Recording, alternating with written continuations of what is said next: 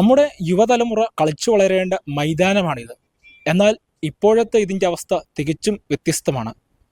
മറ്റ് അത്യാധുനിക സംവിധാനങ്ങളോ അല്ലെങ്കിൽ നമ്മുടെ കുട്ടികളെ ഈ ഒരു ഗ്രൗണ്ടിലേക്ക് അല്ലെങ്കിൽ ഈ ഒരു മൈതാനത്തിലേക്ക് കൊണ്ടുവരാൻ വേണ്ട ഒരു നടപടിയും നമ്മുടെ അധികാരികൾ സ്വീകരിക്കുന്നില്ല എന്നതാണ് ഏറ്റവും വലിയ വസ്തുത.